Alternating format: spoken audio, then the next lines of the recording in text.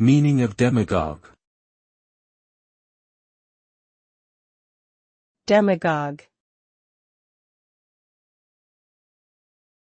Demagogue. Demagogue. Demagogue.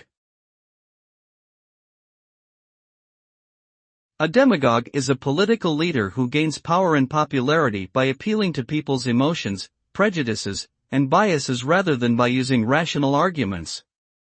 They often use fear-mongering, scapegoating, and other divisive tactics to manipulate public opinion and undermine democratic institutions.